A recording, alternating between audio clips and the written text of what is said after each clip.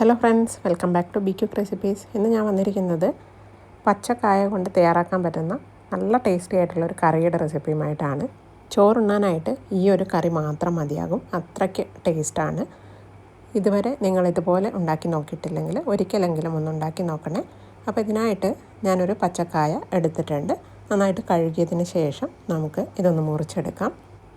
അപ്പോൾ ഇതാ ഈ വലുപ്പത്തിലുള്ള കഷ്ണങ്ങളാക്കി ഞാൻ മുറിച്ചെടുത്തിട്ടുണ്ട്. ഒരുപാട് ചെറിയ കഷ്ണങ്ങളാക്കണ്ട, ഈ ഒരു വലുപ്പത്തിൽ മുറിച്ചെടുത്താൽ മതി. മുറിച്ചെടുത്ത കഷ്ണങ്ങൾ കുറച്ച് വെള്ളത്തിലിട്ട് വെച്ചിട്ടുണ്ട്. ഇതിൻ്റെ കറയൊന്ന് പോകാനായിട്ടാണ് വെള്ളത്തിലിട്ട് വെച്ചിരിക്കുന്നത്. ഇനി ഇതുണ്ടാക്കിയെടുക്കാനായിട്ടൊരു മൺചട്ടി ഞാൻ അടുപ്പത്തേക്ക് വെച്ചിട്ടുണ്ട്. മൺചട്ടിയിൽ ഉണ്ടാക്കുന്ന കറികൾക്കൊരു പ്രത്യേക ടേസ്റ്റ് തന്നെ ആയിരിക്കുമല്ലോ.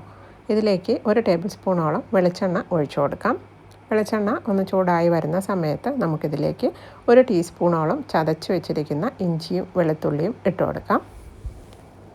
ഇതിൻ്റെ ഒപ്പം തന്നെ ഒരു പച്ചമുളക് അരിഞ്ഞതാണ് ചേർക്കുന്നത്. ഇതൊരു 10-15 സെക്കൻഡ് ഒന്ന് വഴറ്റിയതിന് ശേഷം നമുക്കിതിലേക്ക് ചെറിയ ഉള്ളി ചേർക്കണം. 4-5 ചെറിയ ഉള്ളി ചതച്ചതാണ് ഇതിലേക്ക് ചേർക്കുന്നത്. ഇഞ്ചിയും വെളുത്തുള്ളിയും ചെറിയ ഉള്ളിയൊക്കെ ചതച്ച് ചേർക്കുമ്പോൾ ഒരു പ്രത്യേക ടേസ്റ്റ് തന്നെ ആയിരിക്കും. ഇതിൻ്റെയൊക്കെ ഫ്ലേവർ നല്ല പോലെ തന്നെ കറിയിൽ ഇറങ്ങി നല്ലൊരു ടേസ്റ്റായിരിക്കും.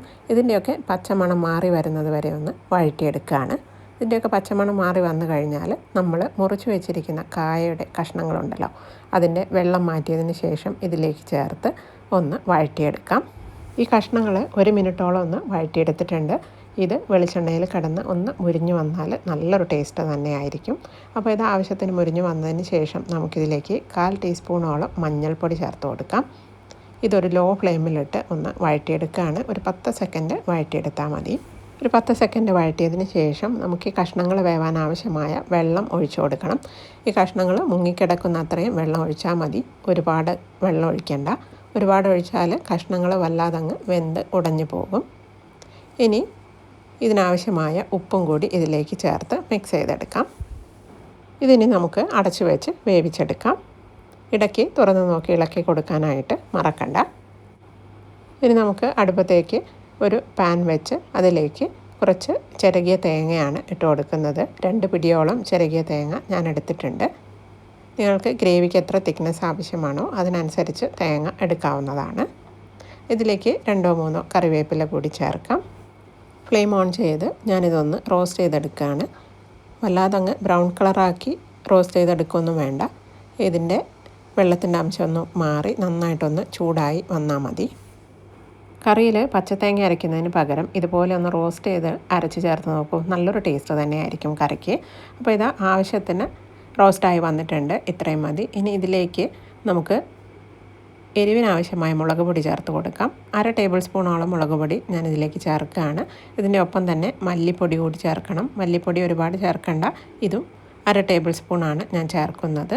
ഇതെല്ലാം ലോ ഫ്ലെയിമിലിട്ട് ഒരു 30 സെക്കൻഡ് ഒന്ന് വഴറ്റിയെടുക്കാം. ഈ പൊടികളുടെയൊക്കെ പച്ചമണം ഒന്ന് മാറി വന്നാൽ മതി. ഇതൊക്കെ ആവശ്യത്തിന് റോസ്റ്റായിട്ടുണ്ട്, ഇത്രയും മതി. ഇനി ഇത് ചൂടാറാനായിട്ട് നമുക്ക് മാറ്റി വയ്ക്കാം.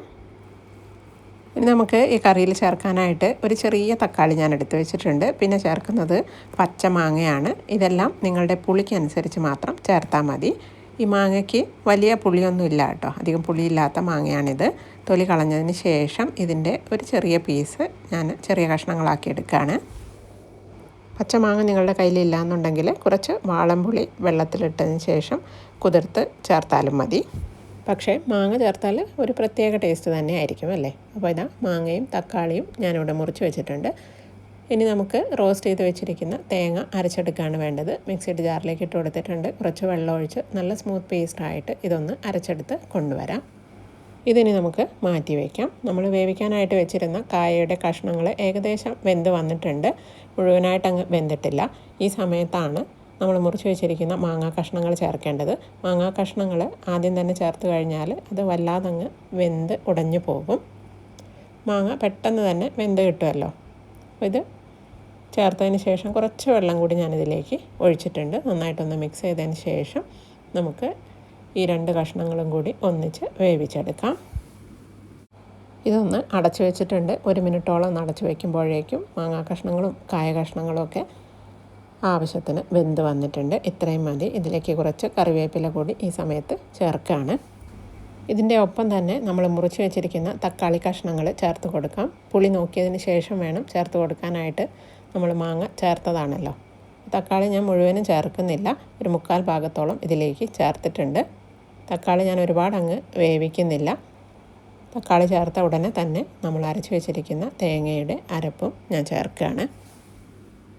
കറിയുടെ ഗ്രേവിക്ക് എത്ര തിക്നെസ് വേണോ അതിനനുസരിച്ച് വെള്ളം കൂടി ഈ സമയത്ത് ചേർത്ത് കൊടുക്കണം. മൺചട്ടി ആയതുകൊണ്ട് തന്നെ ഈ കറി ചൂടാറി വരുമ്പോൾ നന്നായിട്ട് കുറുകി വരും. അപ്പോൾ ആവശ്യത്തിനുള്ള വെള്ളം ഈ സമയത്ത് തന്നെ ചേർത്ത് കൊടുക്കണം. ഈ കറി എപ്പോഴും നല്ല തിക്കായിട്ട് തന്നെയാണ് ഇരിക്കുന്നത്. അതുകൊണ്ട് തന്നെ കുറച്ചുകൂടി വെള്ളം നമുക്ക് ചേർത്ത് കൊടുക്കാം. നന്നായിട്ടൊന്ന് മിക്സ് ചെയ്തെടുക്കാം. ഇനി ഇതെല്ലാം കൂടി ഒരു 2 മിനിറ്റ് ഒന്ന് നമുക്ക് തിളപ്പിച്ചെടുക്കണം. നമ്മൾ ചേർത്തിരിക്കുന്ന തേങ്ങയുടെ അരപ്പും മല്ലിപ്പൊടിയും മുളക് പൊടിയും ഒക്കെ ഒന്ന് വെന്ത് നന്നായിട്ടൊന്ന് യോജിച്ച് കിട്ടണം. ഞാനിതൊന്ന് അടച്ചു വയ്ക്കുകയാണ്. 2-3 മിനിറ്റ് ഞാനിതൊന്ന് തിളപ്പിച്ചെടുത്തിട്ടുണ്ട്. ഇത്രയും മതി. ഉപ്പ് നോക്കിയിട്ട് ആവശ്യമാണെങ്കിൽ ഈ സമയത്ത് ചേർത്ത് കൊടുക്കാവുന്നതാണ്. ഇപ്പോൾ ഈ കറിയുടെ ഗ്രേവിയുടെ തിക്നെസ്സൊക്കെ കറക്റ്റാണ്. ഞാൻ ഫ്ലെയിം ഓഫ് ചെയ്ത് ചട്ടി മാറ്റി വെച്ചിട്ടുണ്ട്. ഇനി നമുക്ക് ഇതിലേക്കൊന്ന് വറുത്തിടുകയാണ് വേണ്ടത്. അതിനായിട്ടൊരു പാൻ വെച്ച് അതിലേക്ക് 1 ടേബിൾ സ്പൂണോളം വെളിച്ചെണ്ണ ഒഴിച്ചു കൊടുത്തിട്ടുണ്ട്. വെളിച്ചെണ്ണ നന്നായിട്ട് ചൂടായി വരുന്ന സമയത്ത് ആവശ്യത്തിന് കടുകിട്ട് ഒന്ന് പൊട്ടിച്ചെടുക്കാം. കടുക് പൊട്ടി കഴിയാറാവുന്ന സമയത്ത് ഇതിലേക്ക് കുറച്ച് കറിവേപ്പിലയും 2-3 വറ്റൽമുളകും കൂടി ചേർത്ത് ഒന്ന് മൂപ്പിച്ചെടുക്കുകയാണ്. ഇതൊന്ന് മൂത്ത് വരുന്ന സമയത്ത് 3-4 ചെറിയ ഉള്ളി വട്ടത്തിലരിഞ്ഞത് ചേർത്ത് നല്ല ബ്രൗൺ കളറാവുന്നത് വരെ ഒന്ന് വഴറ്റിയെടുക്കണം.